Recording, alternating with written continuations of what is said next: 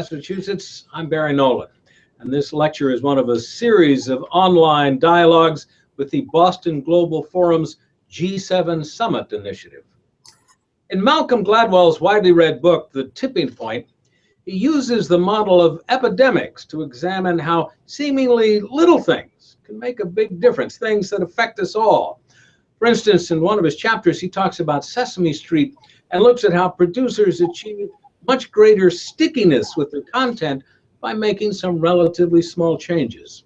Research showed them that when the word of the day, say cybersecurity, for instance, was placed in the lower third of the screen, it worked much better than putting it right in the middle of my chest. The kids just remembered it better. Learning about how we learn can make a very big difference. And that is one of the reasons that the UN launched the Global Education First initiative in 2012. It has the goal of putting every child in school, improving the quality of learning, and fostering a sense of global citizenship. Now, that term, global citizenship, refers to that deeply felt sense of belonging to a broader community and common humanity, recognizing that, like it or not, the ancient truth is still valid that we are all interconnected. As I believe John Donne wrote in 1624, "Do not send to know for whom the climate change-driven ocean level rises. It rises for thee, pal."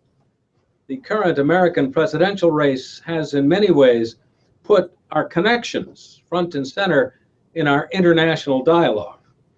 And it is really what we should be talking about. As Alexander Pope put it back in 1733, the proper study of mankind is man. And there are few better qualified to shed light on this issue than our special guest tonight. Dr. Carlos Alberto Torres is a distinguished professor, a researcher, an author, a political sociologist of education of the first order. His area of particular interest is the impact of globalization on K-12 through higher education. He's also a guy who gets around. He did his undergraduate work in Argentina, his MA in Mexico, his PhD at Stanford, and his postdoctoral studies in educational foundations in Canada. He is currently the Distinguished Professor of Social Sciences and Comparative Education at UCLA, the chair of UNESCO's Global Learning and Global Citizenship Education, and he is the former director of the UCLA Latin American Center. Ladies and gentlemen, Dr. Torres.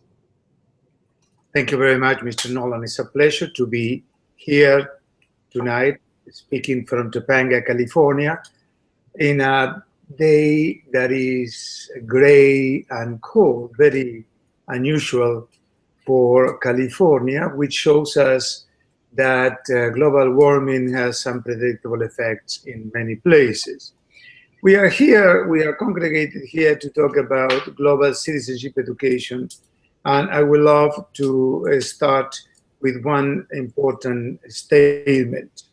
I have been writing about this for many, many years, and I have become absolutely convinced that global citizenship education contributes to global peace.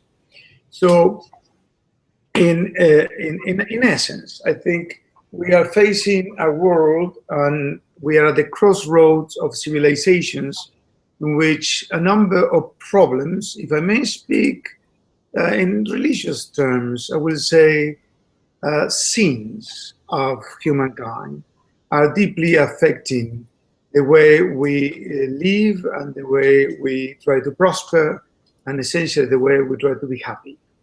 Let me offer you 5 cluster problems, which taken all together explains why we need global citizenship education. The first one is inequality.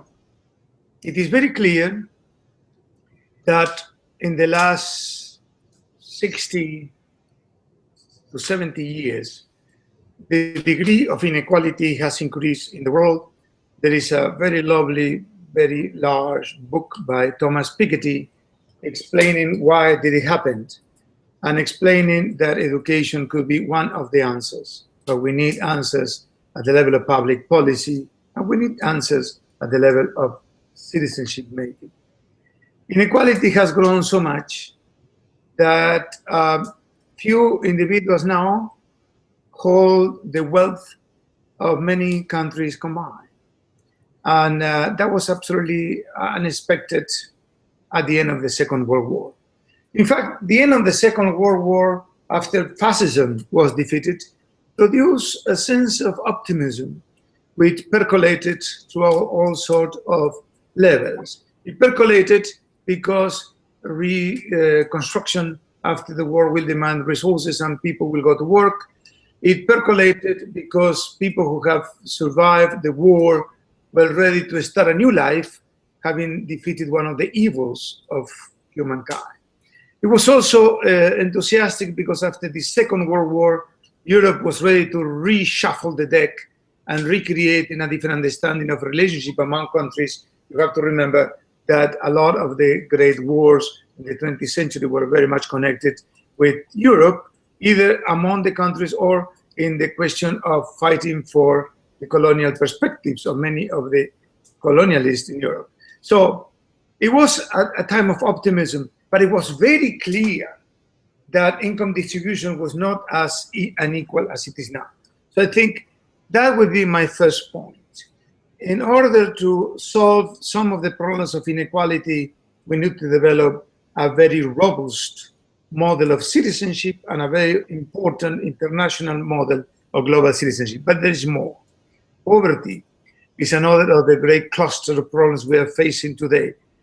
The World Bank has indicated in its last report about poverty that 1/7 of the world, that's essentially 1 billion people, live with an income under $1.25 a day, which for some of us could sound absolutely incredible in the developing world, but in some part of the world, it is not. There's a third element, which I think has created a much more complicated scenario, and is what I will have termed in many of my writings, neoliberal globalization. Neoliberal globalization is based on two principles, which are difficult to accept per se. One is that public policy has completely failed and the solution is to privatize everything.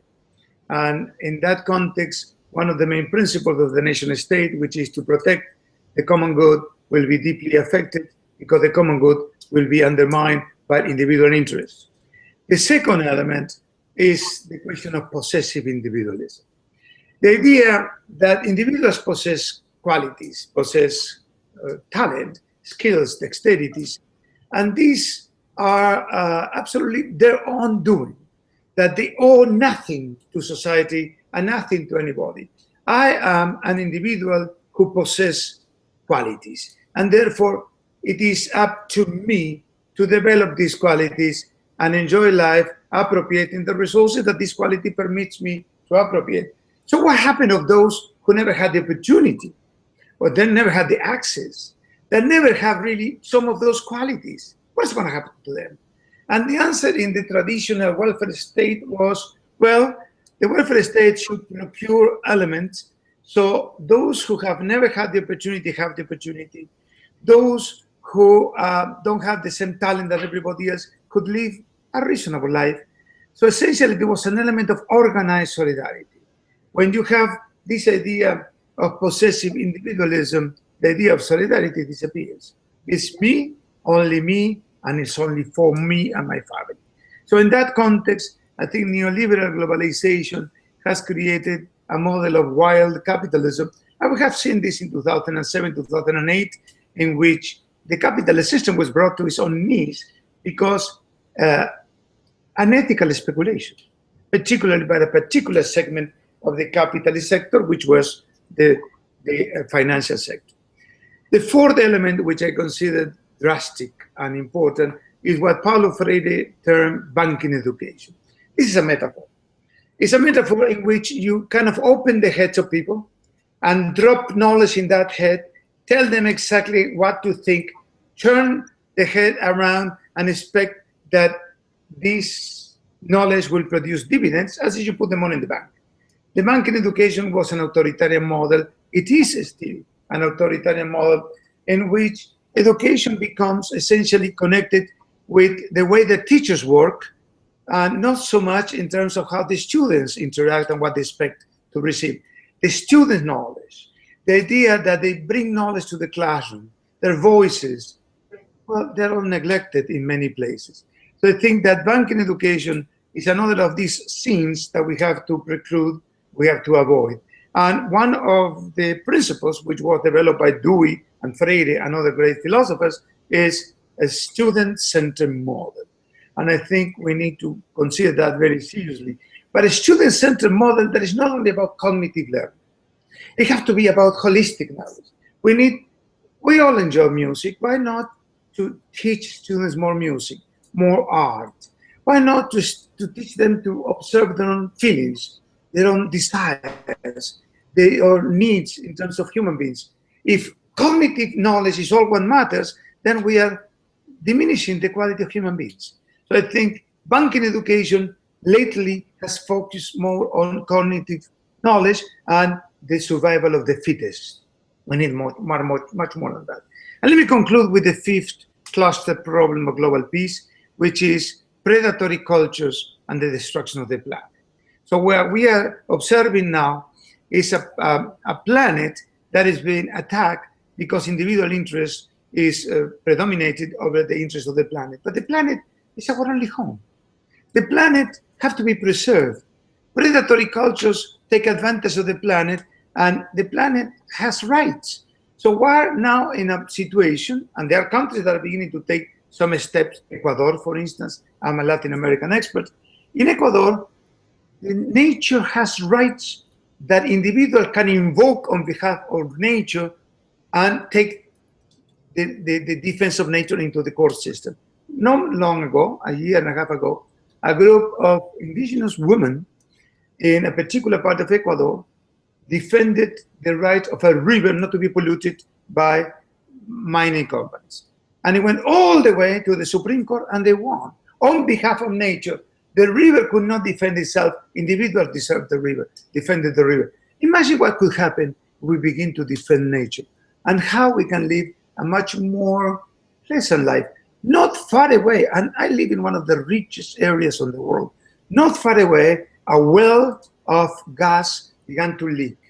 The gas company took 3 months to alert people. In the meantime, thousands and thousands of families become ill, and nobody knew what happened. And some people who had some illnesses contracted others.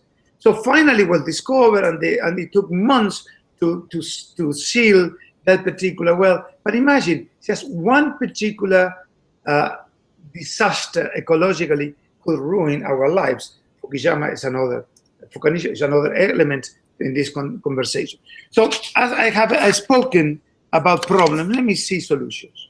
I think global citizenship is a form of intervention in linking citizenship with education for sustainable development.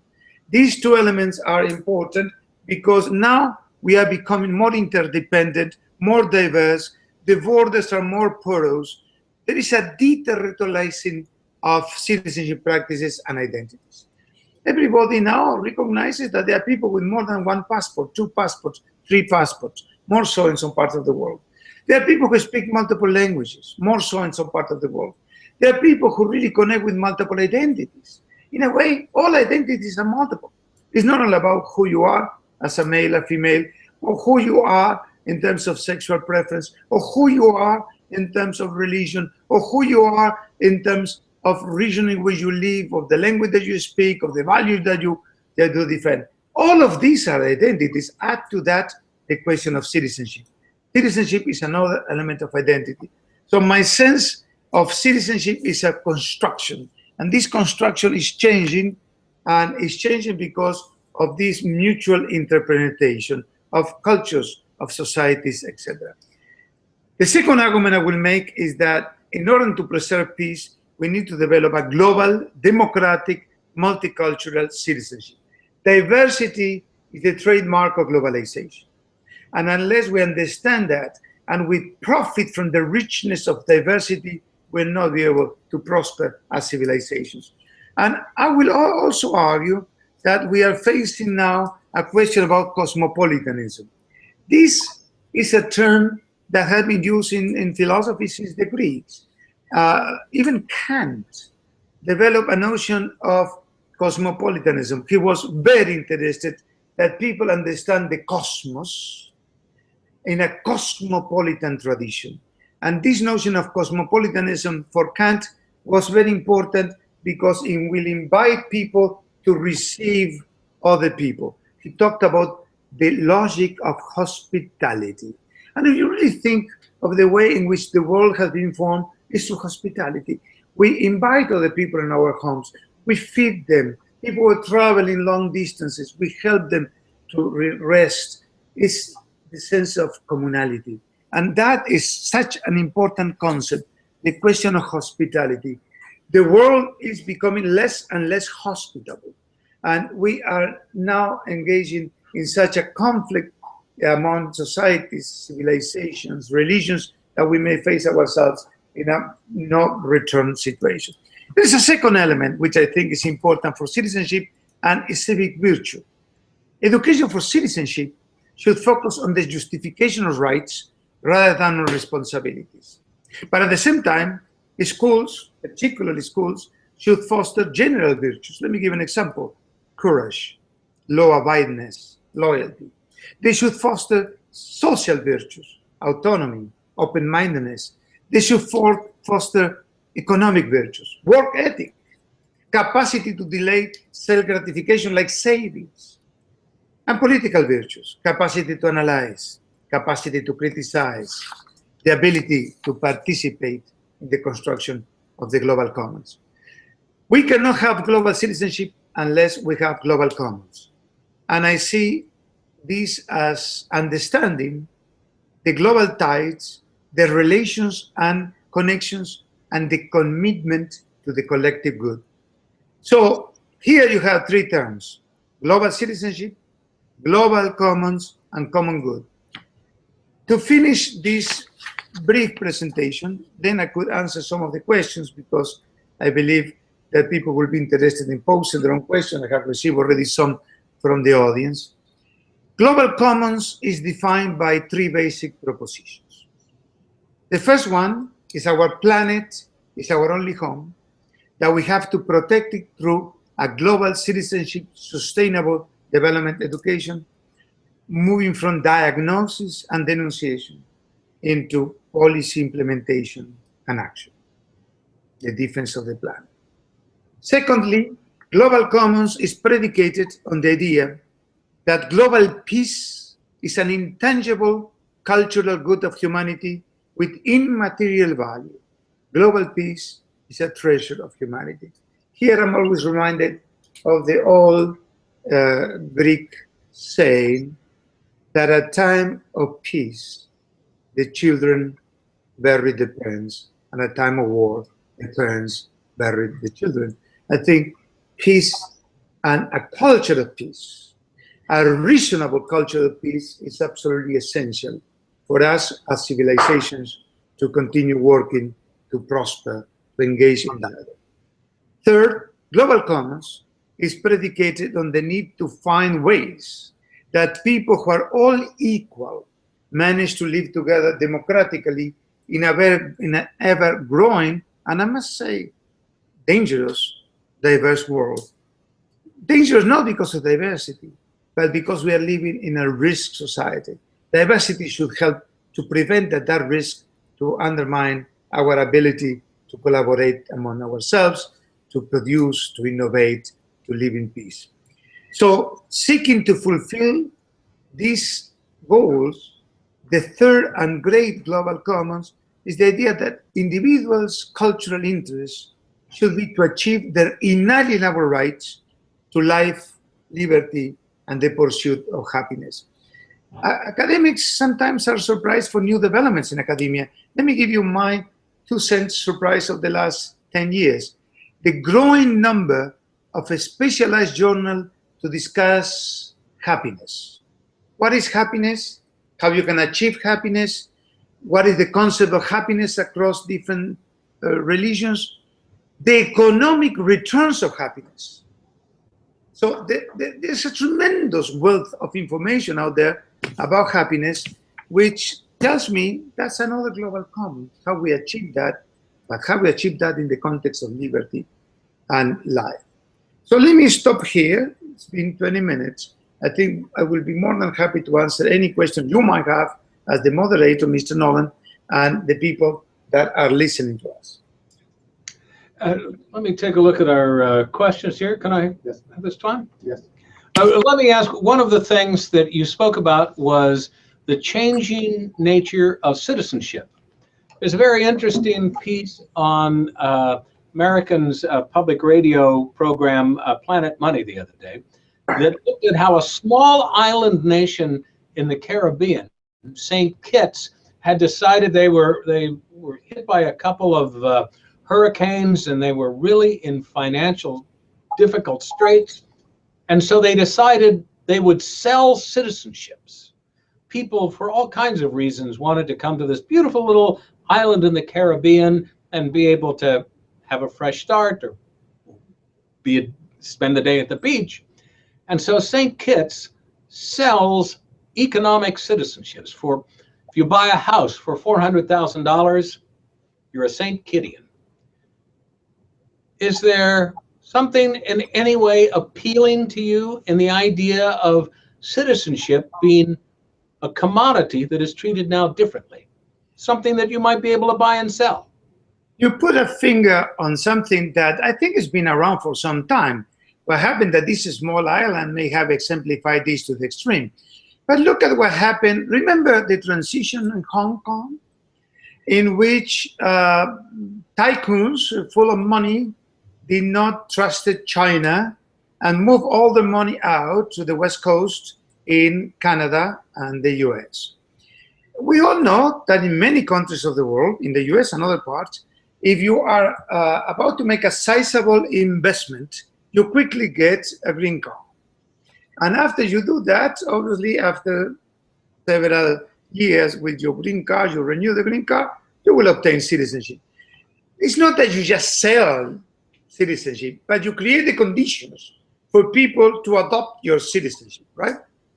This has been around for many, many years. And it happens because you also have other alternatives with the jus sanguinis and the jus solis. There are places on earth in which if you can prove that there is something in you, either in terms of jus sanguinis, that qualifies to obtain the other citizenship, then you will obtain a citizenship. Spain, for instance, recently discussed the question of redressing inequalities.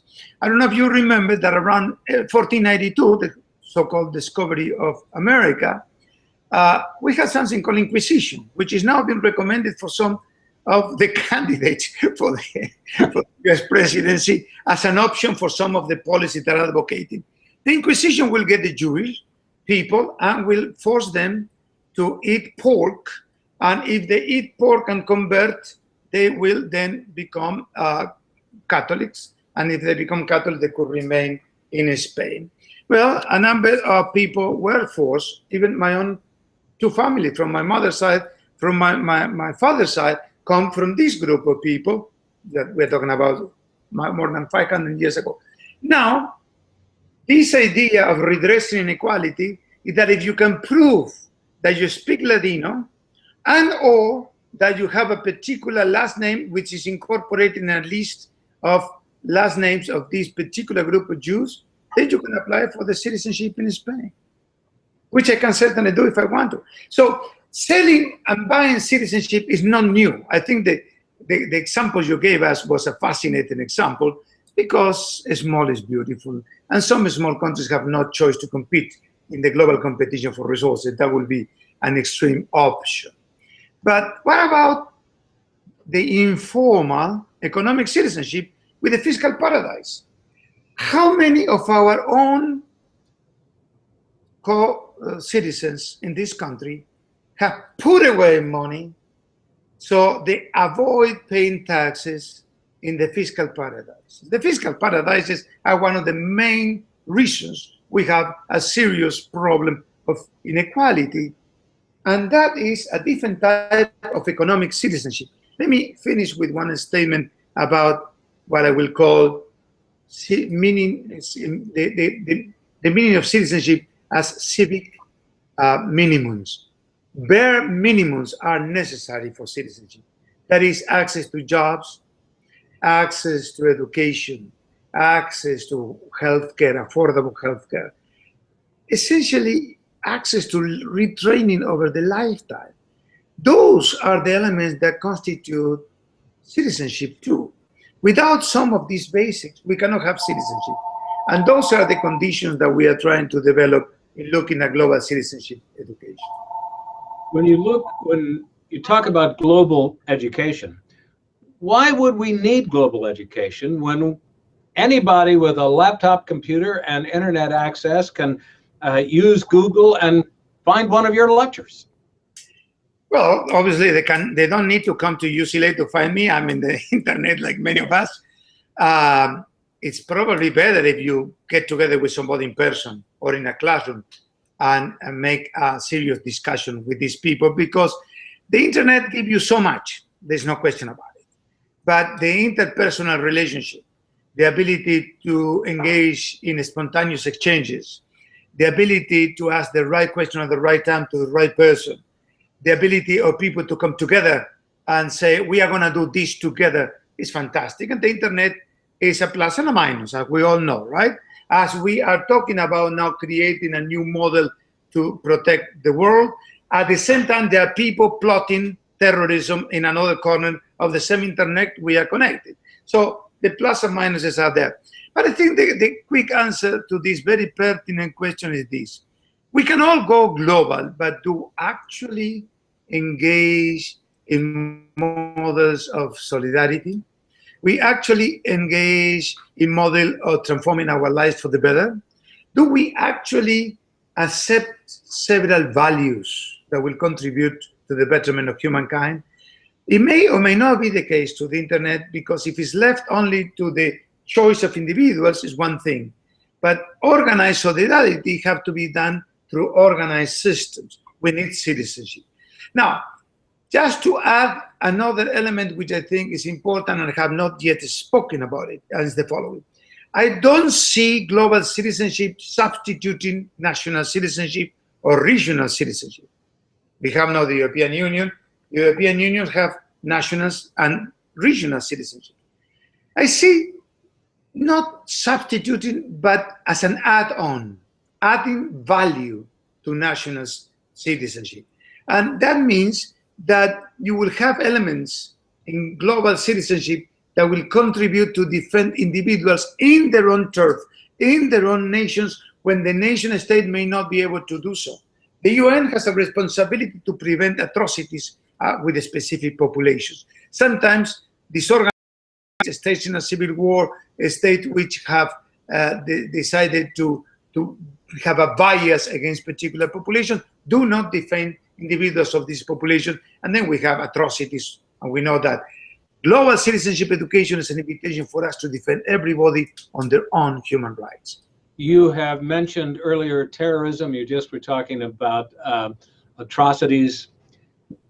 Can global citizenship education be used to reduce the threat of terrorism? And are we losing the battle in what we think of as the civilized parts of the world, and pitching our message of global peace versus global uprising?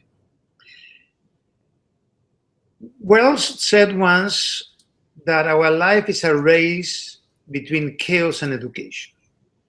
And I think education is the answer to chaos. So my answer, the short answer is, while I could be pessimist in terms of intellect, I am optimist in terms of the will. I think that we will, in the end, prevail in trying to create models of organized global solidarity and global dialogue. I think that is absolutely essential. Now, you mentioned terrorism. How we can reduce terrorism? I have here with me an interesting paragraph in a document that I was studying yesterday. Let me tell you what it says. On March 5th, 2012, a non-profit organization called Invisible Children circulated in the internet a 30-minute video about Ugandan warlord Joseph Kony. You probably have heard about this. The purpose of the video... The Lord's Resistance Army? Yes, exactly, the Children's Army. The purpose of the video was to raise awareness about human rights violations, particularly those against children, perpetrated by Kony's Lord's Resistance Army. In a matter of days, the video entitled Kony, 2012, had over 40 million views on YouTube, 30 million plus views in Vimeo, and in the Twitter, more than 10 million tweets. See, that particular video made a tremendous contribution in safeguarding children who were the subject of this maniac who is now in jail. So they are successes. There are specific successes. This is one. There are many more. This is a form of terrorism, you see? So I am convinced that applying the proper techniques with the proper values, with the proper individuals in the proper moment, and with the topic that deserves attention, we could make a great contribution to humankind. Those proper techniques and proper efforts can also be turned to ill. One of the things that we've seen in Europe and increasingly in the United States is a rise of extreme nationalism.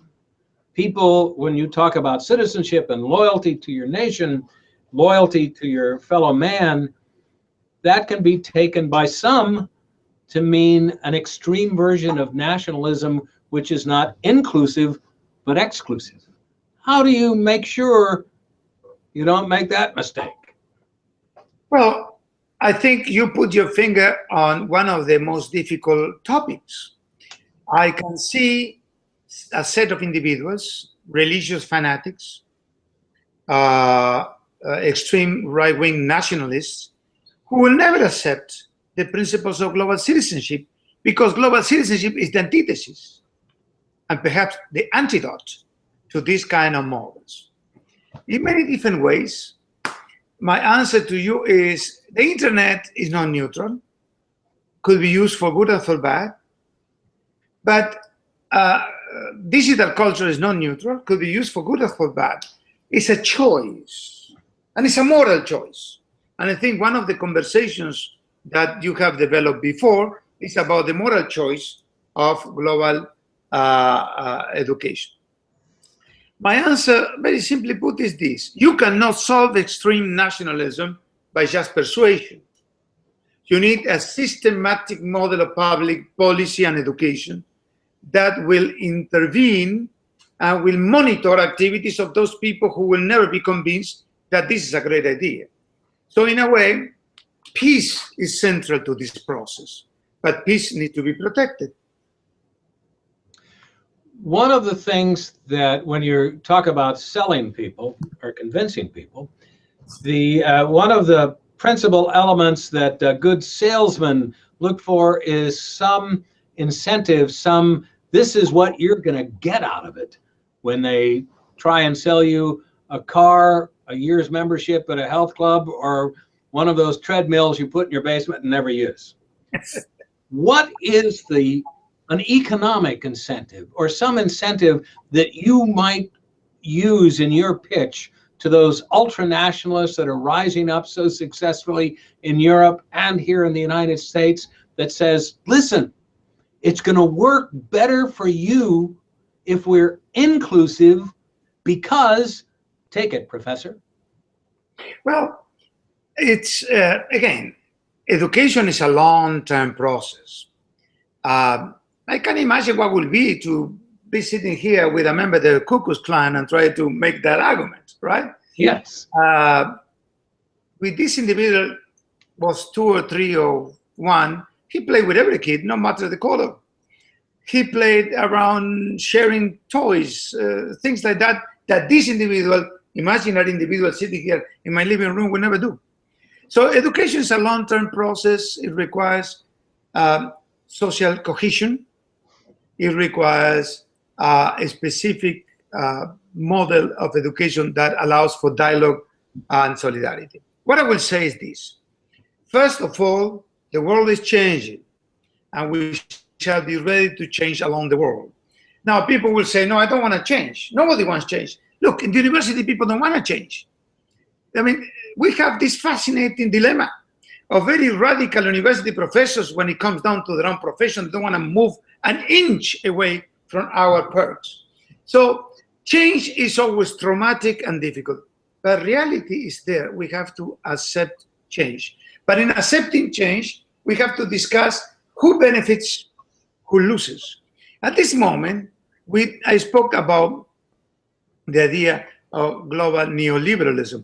Those who are winning are very powerful countries in the detriment of the rest. Those who are winning are the powerful corporations in the detriment even of family capitalism in our societies.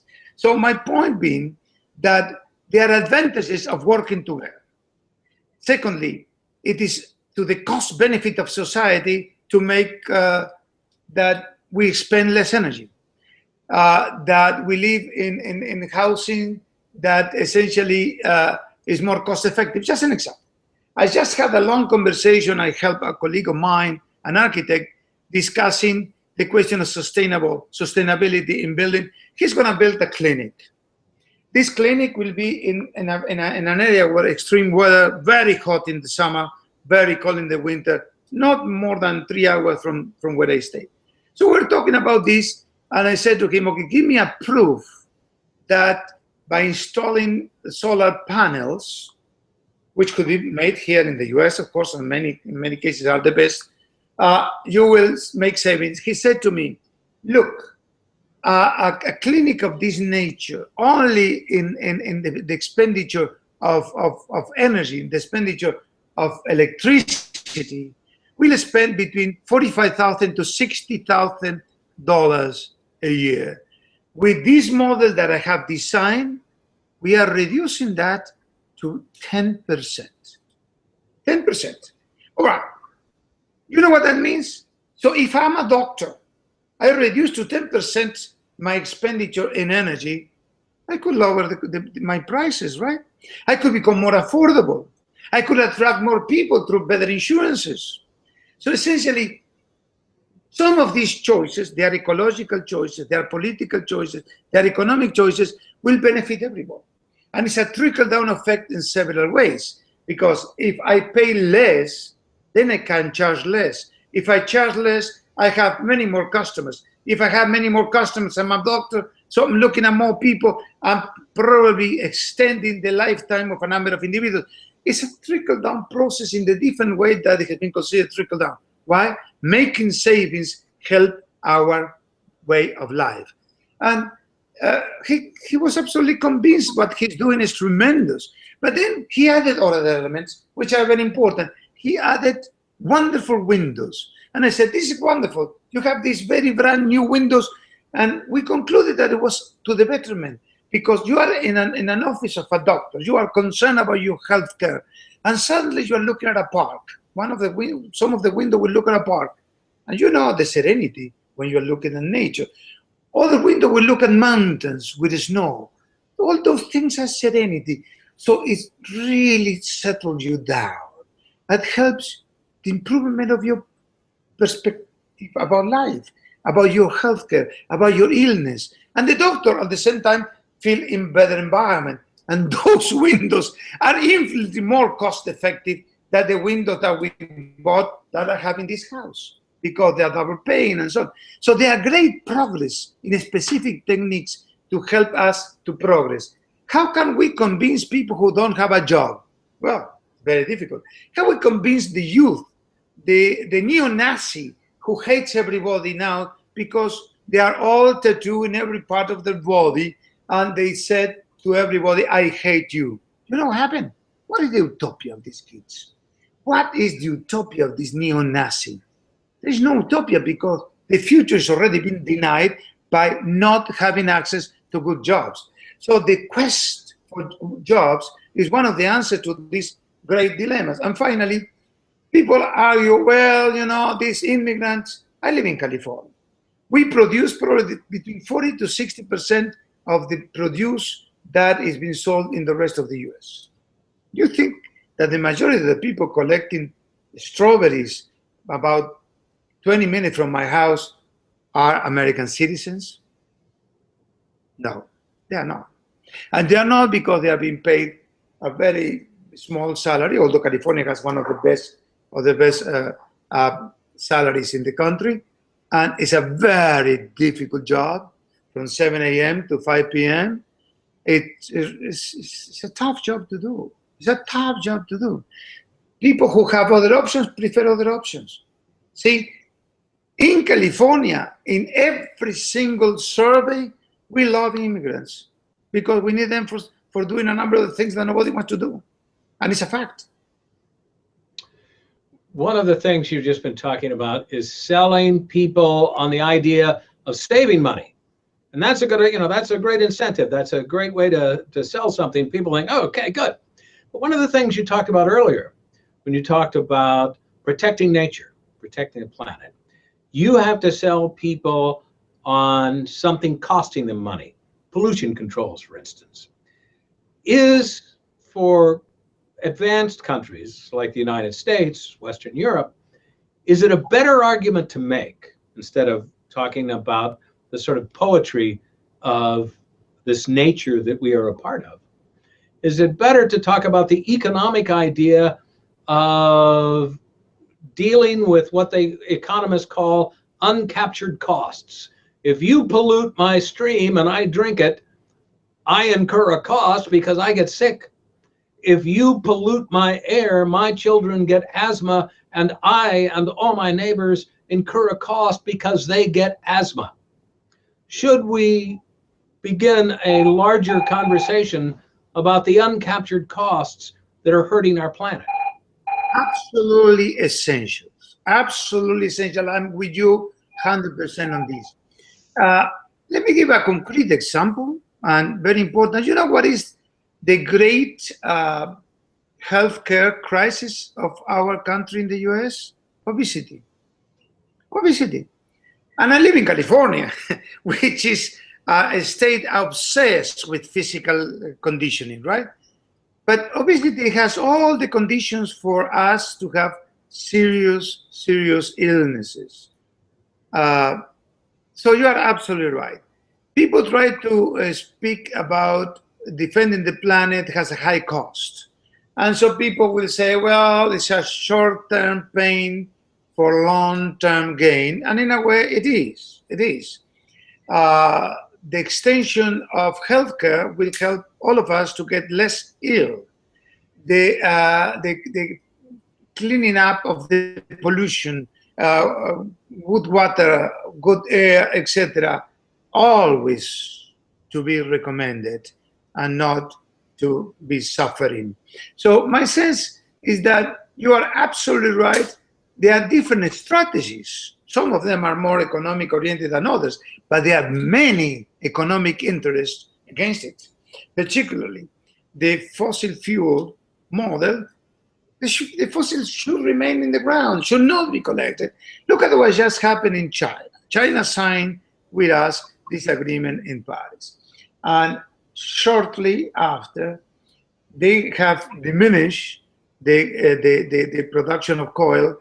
Of course, 100,000 people got unemployed in the northern part of Africa, in the area connected with Russia. But at the same time, the quality of air improved dramatically in most of the larger cities. So what do? You reorient the labor force that got unemployed. Just to finish with that, one concrete example from one of the richest countries on earth, Switzerland. We all know that Switzerland produces extraordinary watches for centuries. In the 60s and 70s, the Japanese came out with the kind of Seiko model, which was infinitely cheaper to produce, very efficient, not with the same glamour, and that automatically creates a large unemployment in Switzerland, a very rich society, per capita perhaps the richest on earth. 80 to 100,000 highly educated watchmakers, knowing how to work in a very small space with very small amount of material, got unemployed. They couldn't compete with the They compete later on, but in the first 10 years, they didn't know what to do. So they retrained this labor force, many retired, of course. They retrained the labor force to work in other areas. Switzerland began to develop, they had enough capital to do this, all these particular micro elements that we incorporate into our bodies, pacemakers and other parts that you do. And what they did is that many small things too. They retrained these guys who knew how to operate a little watch inside a camera, which is 1/3 of an inch by 1/3 of an inch, for an implant that will go in our bodies. And they were retrained very well. And a new industry was born.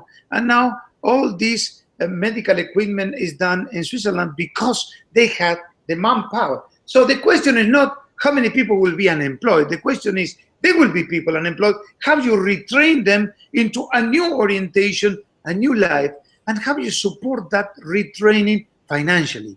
If you unemploy people, you let them out there in the cold, that creates a lot of animosity. And then you have these people claiming against the immigrants, against the government.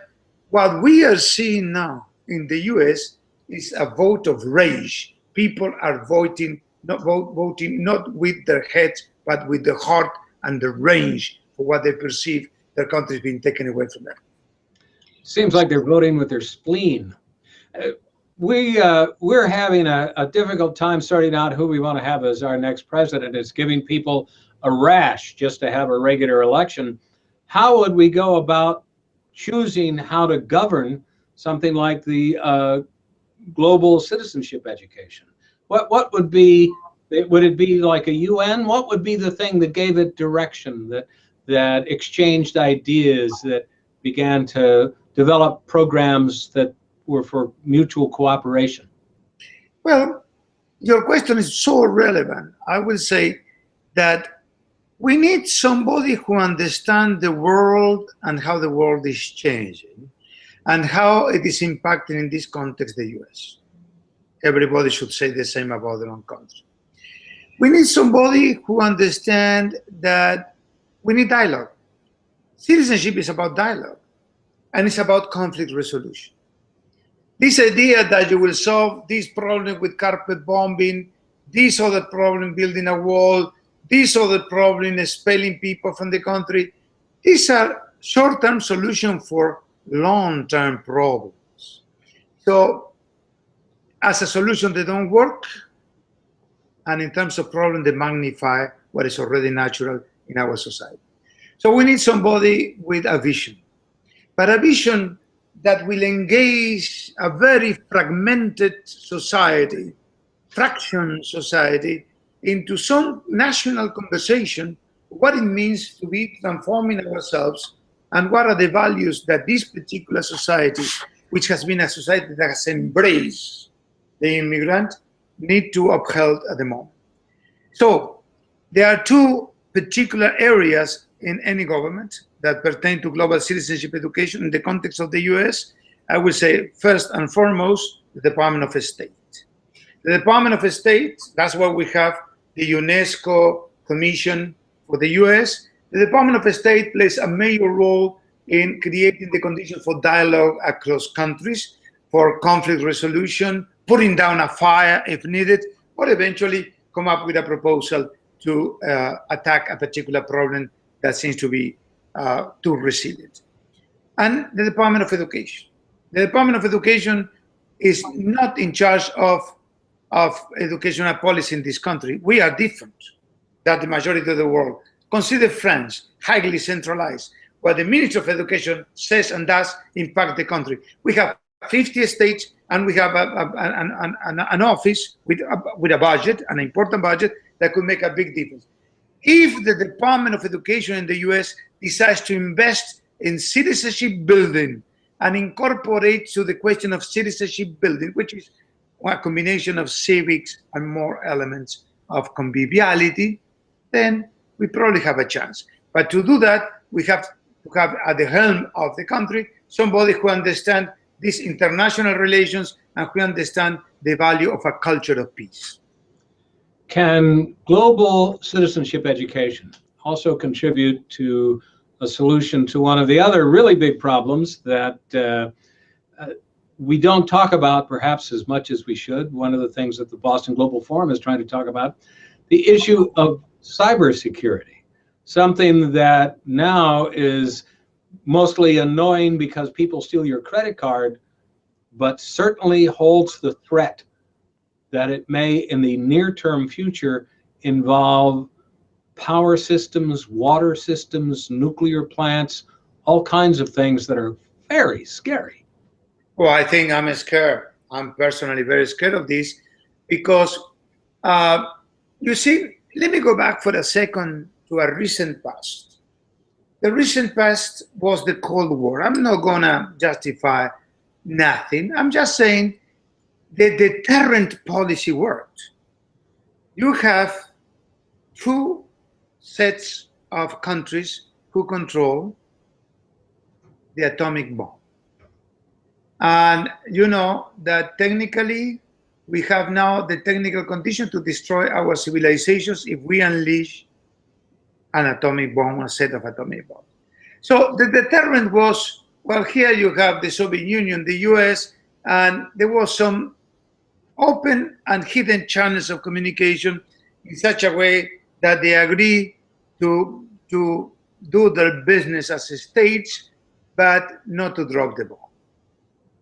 The Cold War is over, and now we have multiplicity of powers, medium powers, etc., who could eventually emerge in this confrontation of wills and could undermine our ability to survive as civilization. So the first element I will say is that that explicit, open, or hidden articulation of interest is no longer there. And it's a situation in which everybody's on their own, and it applies to policy, it applies to economics, and it applies to security. Cybersecurity is an issue that will haunt us because we are always facing the changing dilemmas. On the one hand, the idea that we need to protect the individual and their own rights, and of course the privacy. On the other hand, we need to protect societies and the ability of the society to operate, and we cannot operate if money is siphoned from one end to the other by a group of bandits. So education has a role to play. I said in my previous conversation, the Global Boston Forum, that we have to look at digital culture in two levels.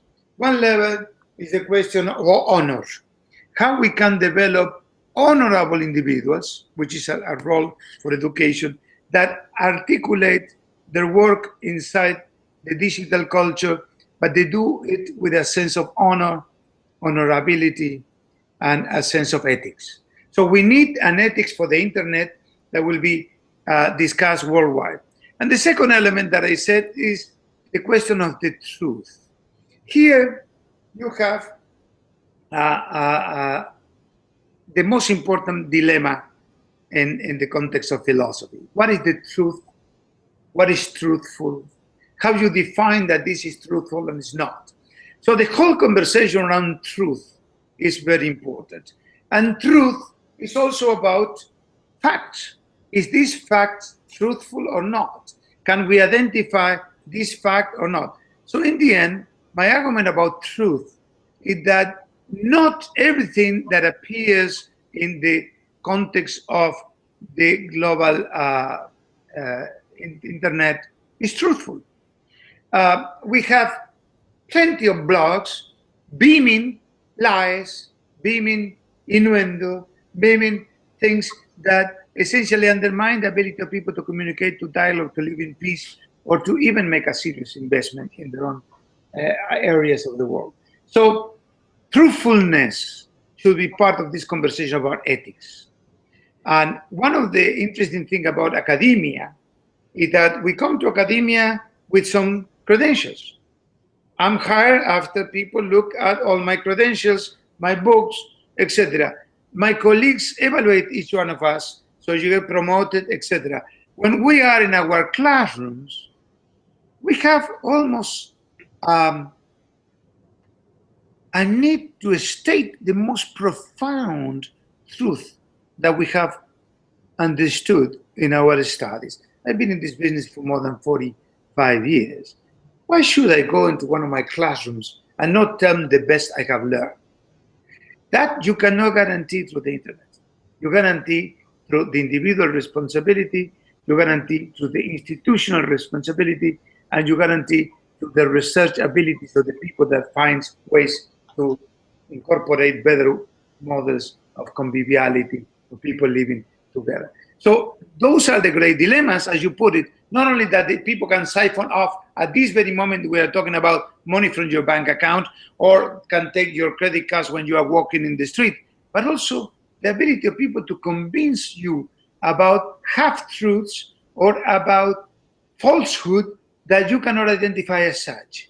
We need a systematic education about how we discern, the idea of discernment. And this question of discernment is central for the question of global citizenship education. And education goes hand in hand with that. Boston Global Forum is doing these dialogues in connection with the G7 summit. What suggestion would you make to the G7 leaders about how to more effectively promote peace and security through global citizenship education? Well, I think I'm not qualified to tell leaders what to do. I can give my opinion as an academic, a scholar, as somebody who really travels the world. What I would say to them is people want this. This is a win-win for everybody. People want peace. People want the protection of the planet. People want happiness. And these are the global commons. So the first thing I will say is they want it. And from a political perspective, it's very good if you do what the people want, because then you get reelected. Secondly, I will say to them, embrace it with no qualifications. Embrace it. This is not to promote the UN as the supra-world country. This is to find ways to promote conflict resolution through dialogue. This is to find ways to have better interactions. This is to have ways to interrupt inequality. And everybody should agree that these levels of inequality will cause, over time, chaos. As I said, we are in a race between chaos and education. Embrace global citizenship education. There was a piece in the Boston Globe recently about research done here at Harvard that determined that the greatest contributor to happiness, we were talking about the importance of that earlier, was relationships. It's good for our listeners and viewers to have a relationship with someone as thoughtful and distinguished as you. Thanks for joining us today, Professor. I appreciate, I enjoy our conversation very much, Barry, and I thank the Boston Global Forum for their invitation. It's been a delight. Take care. You too. Wonderful.